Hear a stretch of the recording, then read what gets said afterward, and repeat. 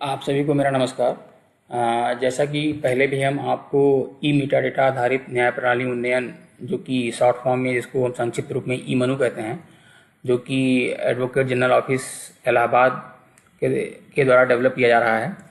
तो इस सॉफ्टवेयर में एक्चुअली हम आपसे पहले भी सारे मॉड्यूल्स के बारे में डिस्कस कर चुके हैं। और चूँकि कुछ अभी अपडेट हुआ है हमारे इसके एक मॉड्यूल जो कि ई नोटिस मॉड्यूल है, तो उसमें कुछ अपडेट हुए हैं, कुछ चेंजेस हुए हैं। तो इसके बारे में हम आपसे इस वीडियो ट्यूटोरियल में आपसे उसके बारे में डिस्कस करेंगे।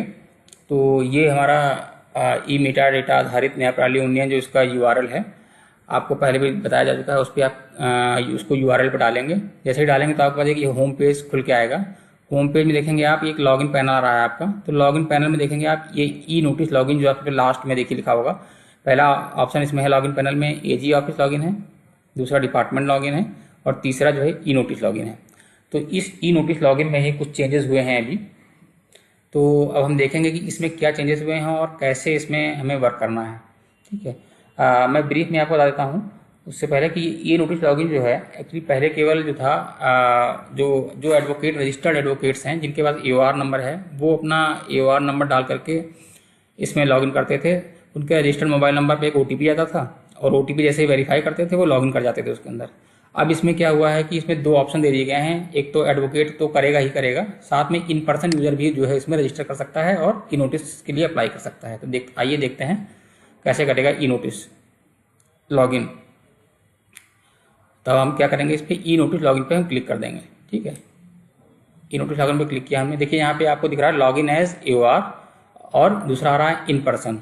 तो एओआर का प्रोसेस सेम है। यहाँ पे आप अपना एओआर नंबर डालेंगे, जैसे ही कैप्चा डालेंगे और लॉगिन पे क्लिक करेंगे तो आपके एक रजिस्टर्ड मोबाइल नंबर पे ओटीपी जाएगा, और ओटीपी जैसे ही वेरीफाई करेगा तो आपकी जो है अंदर जो स्क्रीन है ई नोटिस की वो खुल के आ जाएगी।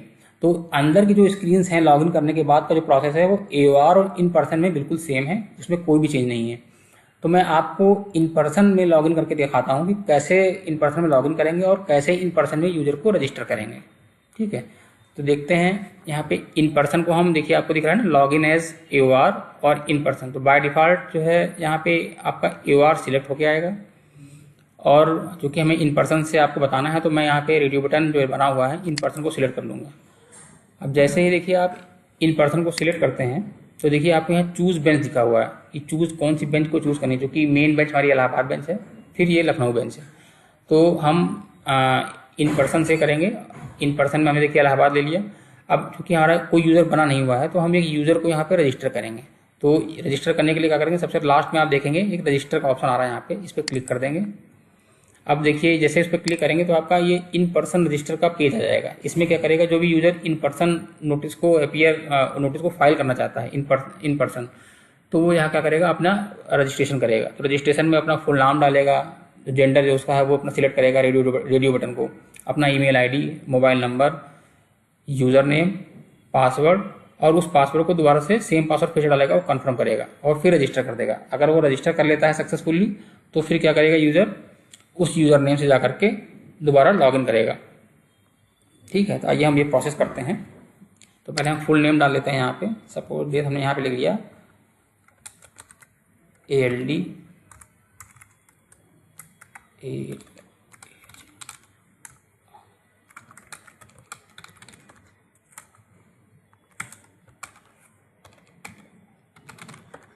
हमने इलाहाबाद हमने कर दिया, इलाहाबाद SC कर दिया हमने। फिर ALDSC@gmail.com हमने आई डाली, मोबाइल यहाँ पे।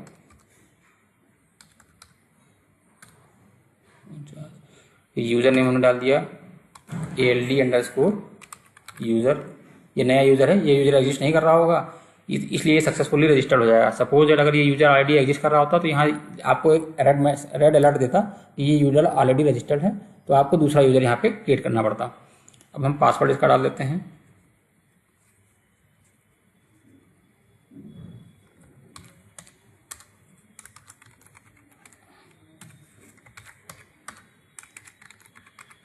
ठीक है।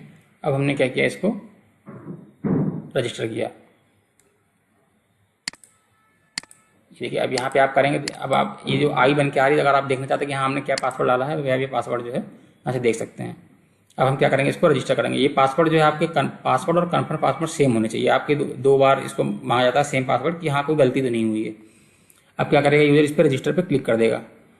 जैसे ही रजिस्टर पर क्लिक करेंगे देखिए आपको मैसेज आ जाएगा, योर रजिस्ट्रेशन वाज सक्सेसफुल। ठीक है, अब हम क्या करेंगे, इसको यहाँ से लॉगिन करेंगे। ठीक है, ये लॉगिन स्क्रीन का इतना ही पोर्शन है। तो नेक्स्ट पार्ट जो हम बनाएंगे इसमें, उसमें देखेंगे कि हम लॉगिन करने के बाद काम कैसे करते हैं। ये तो पोर्शन था कि हम ई नोटिस के लिए लॉगिन कैसे क्रिएट करेंगे, वो भी इन पर्सन से। AR में तो चूंकि प्रोसेस सेम है और आप लोग ऑलरेडी कर रहे हैं, तो AR की प्रक्रिया थोड़ा सिंपल है इससे। उसमें क्या करेगा, सीधे सीधे AR नंबर डालेगा यूज़र और उसके नंबर पे OTP चला जाएगा। इन पर्सन वाले में भी OTP जाएगा। जैसे सपोजर भी मैंने किया था, मैं आपको दिखाता हूँ। ALD सपोजर हमने यूज़र बनाया था, ALD_यूज़र बनाया और हमने पासवर्ड रखा था ALD@12345। अब हम कैप्चा डालेंगे NQM। अब हम क्या करेंगे, यहाँ पे लॉगिन पे क्लिक करेंगे। कैप्चा डज नॉट मैच कर रहा है, तो कैप्चा को एक बार हम रिफ्रेश कर लेंगे यहाँ से। हम फिर से एक बार लॉगिन पे क्लिक करेंगे। लेकिन आपको एक चीज़ ध्यान रखनी होगी, जो भी आप लॉगिन कर रहे हैं, जिस यूज़र से आपने रजिस्टर किया होगा, यूज़र का मतलब मेरा यह है कि आपने इन पर्सन में कौन सी बेंच ली होगी, उसी बेंच से आपका यहाँ पे लॉगिन होगा, क्योंकि वो आपका यूज़र उसी बेंच के लिए बना होगा। ठीक है, अब आइए हम देखते हैं, लॉगिन पर क्लिक करते हैं। देखिए लॉगिन हो रहा है। अब देखिए हमने जो लॉगिन पे जो नंबर डाला था, ये नंबर पे मैसेज गया होगा। ठीक है, तो इस नंबर पे हम जो OTP गया होगा, वो OTP हम डाल के यहाँ रजिस्टर इसको वेरीफाई करेंगे और फिर लॉगिन करेंगे। तो जो OTP आया हमारे पास, हमने इसको इसमें डाला और फिर वेरीफाई कर दिया। देखिए जैसे ही मैंने वेरीफाई किया तो आपकी जो है लॉगिन के बाद जो डैशबोर्ड की स्क्रीन है वो आ जाएगी। ठीक है, इस पार्ट में अभी इतना ही रखते हैं लॉगिन तक का, कि लॉगिन कैसे करना है इसमें।